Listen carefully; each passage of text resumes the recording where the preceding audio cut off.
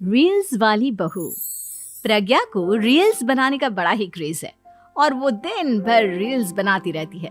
खाते पीते घूमते फिरते घर में कॉलेज में रील्स बनाने के कारण प्रज्ञा पूरे कॉलेज में हाईलाइटेड है।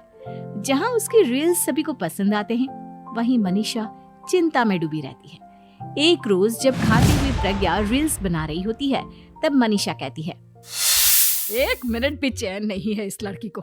ये नहीं कि खाना तो आराम से खा ले, लेकिन नहीं, अरे थोड़ी देर रील्स नहीं बनाओगी तो आसमान नहीं टूट पड़ेगा। अरे मम्मी, इसी को तो कहते हैं डिटर्मिनेशन। तुम नहीं समझोगी ये सब। ए भगवान, इस लड़की को सद्बुद्धि दे। जब देखो तब टेढ़ा बाका मुंह बनाती रहती है। मनीषा की बात का प्रज्ञा पर जरा भी असर नहीं होता और वो खाते खाते रील्स बनाती रहती है। दिन बीतने लगते हैं और देखते देखते प्रज्ञा का कॉलेज भी खत्म हो जाता है। आए दिन कोई ना कोई मनीषा को प्रज्ञा की शादी करवाने का सुझाव दे जाता है। सब ठीक ही कहते हैं, प्रज्ञा की शादी कर देनी चाहिए।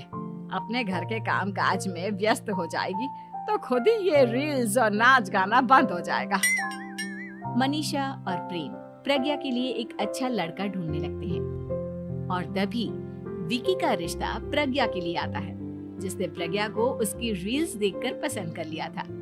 अगले दिन विकी अपने माता पिता के साथ प्रज्ञा के घर पहुंच जाता है और प्रज्ञा साड़ी पहने हाथों में चाय की ट्रे लिए उनके सामने आती है। जब विकी को पसंद है तो हमें भी बहू पसंद है। बहन जी, आप बारात की तैयारी कीजिए। एक बार लड़का लड़की अकेले में बात कर ले तो अच्छा रहेगा। हाँ हाँ, क्यों नहीं। मनीषा विकी को प्रज्ञा के कमरे में भेजती है, जहां प्रज्ञा पहले से ही रील्स बना रही होती है। तभी विकी कहता है, आ गए आपके साजन जी। हमारे साथ ये रील्स कंप्लीट करती तो और भी अच्छा रहता। अच्छा जी, अब आ ही गए हैं तो बना ही लेती हूँ आपके साथ। दोनों मिलकर रील्स बनाते हैं। जब वी मीट और तुरंत पोस्ट भी कर देते हैं। फिर विकी कहता है, जब आप साड़ी में चाय लेकर आई तब मुझे लगा कि कहीं मैं गलत घर में तो नहीं आ गया। अब सही है। दोनों की शादी पक्की हो जाती है और शादी के दिन भी प्रज्ञा रील्स बनाने से चूकती नहीं। यहाँ तक कि बारात के समय भी नाचते हुए रील्स बनाती है। सभी लोग प्रज्ञा की तारीफ के पुल बांध देते हैं और प्रज्ञा नाचती गाती अपने ससुराल चली जाती है। सब कुछ अच्छा चल रहा होता है। प्रज्ञा यहाँ भी दिन भर हर चीज की रील्स बनाती रहती है। लेकिन कुछ दिनों के बाद जब सुनीता कहती है, बहू, ये रील्स के साथ साथ कुछ काम भी कर लिया करो। वैसे तुझे और क्या क्या बनाना आता है? मम्मी जी, वैसे तो सब कहते हैं कि मैं सब कुछ अच्छा बनाती हूँ, लेकिन मुझे लगता है कि मैं मैगी अच्छा बना लेती हूँ। हाँ, कॉफी भी अच्छा बना लेती हूँ और मुंह तो सबसे अच्छा बना लेती हूँ।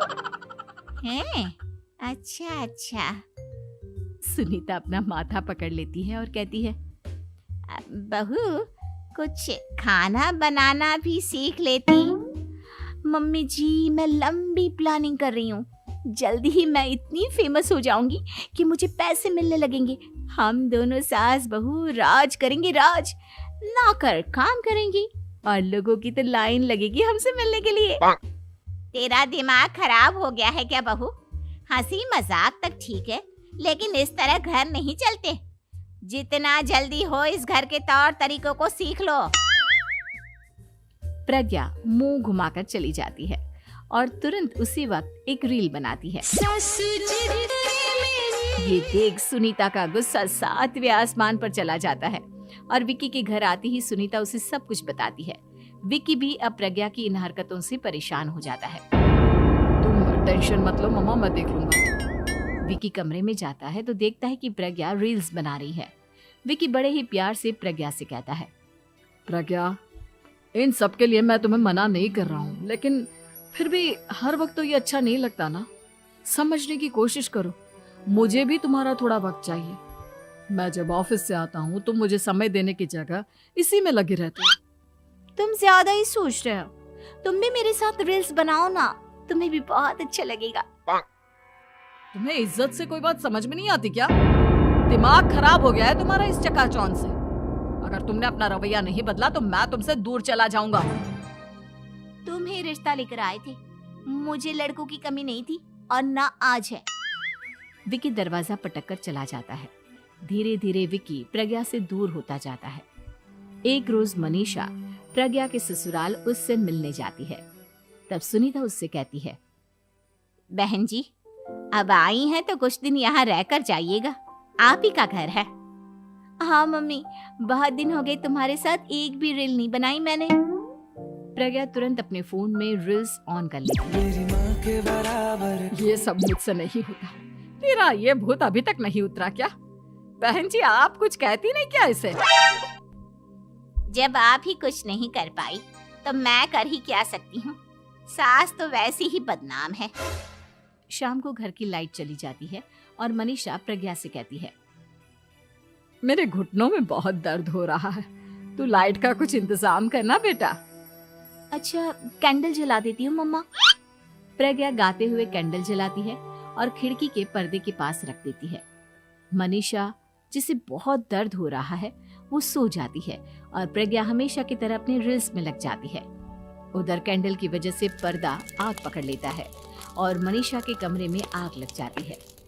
बचाओ, कोई है, बचाओ। सभी भागते हैं और विकी कमरे की आग बुझाने में लग जाता है, लेकिन तब तक मनीषा आधी जल चुकी थी।